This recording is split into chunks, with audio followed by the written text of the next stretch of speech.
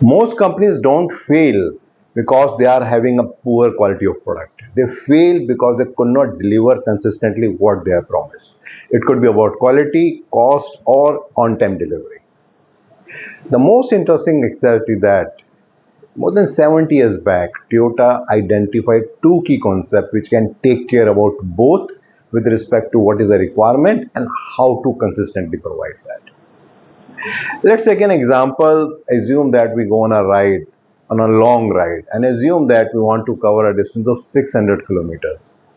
Now, assuming that we can travel 60 kilometers an hour, so it means 600 divided by 60, we can very easily each reach in 10 hours. But the answer is no. Because while considering that we'll reach in 10 hours, we have not considered the condition of the road, at what time we are going to start. Maybe any religious procession is there, maybe the latest electric vehicle that I'm having, I need to recharge at a certain point, and whether I know about the recharging station, and there can be many more variables. So unless and until I'm aware about all those possible challenges, and if I'm taking care of that, only then I can say that I can reach in 10 hours. If we talk about business, if we talk about what are the challenges that business is facing, so they may be with respect to uneven production, uneven demand, maybe the inventory norms are going up and down, the employees are getting burnt out, maybe the cost pressure is there, all such related things are there. The most important thing is that all these challenges are not related to demand. They are all related to the stability problems that whether the organization can achieve or not. Peter Drucker has said a very interesting thing. He said, plans are only good intentions unless they immediately degenerate into hard work.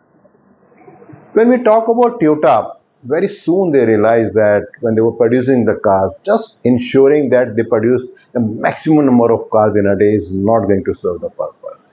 They also need to make sure that they should be able to produce it every day, same quality, same quantity, and in case there is a variation in the demand because of the market, they should be able to adapt to that. And that's why the two concepts of Takt Time and Heijunka came into the practice. The main objective of both this concept is that how we can make sure that we not only produce the quantity that we want, but we should also have the stability with respect to that. When we talk in context of the tech time, the main concept is that whatever is the available time and whatever is the market demand, we just need to see and make a calculation with respect to that. So for example, in case we have available time of 480 minutes and the number of pieces that the market is demanding is 240, so it means 480 divided by 240, it means that every 2 minutes we need to produce one piece. Very simple calculation.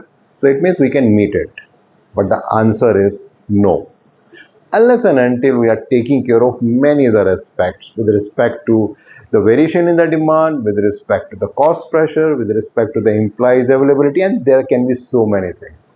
And that's why another concept into picture, that is Heijunka. When we talk about Heijunka, it talks about the variations which are there in the process and how we can take care with respect to that. Assume that we have got three different products A, B and C.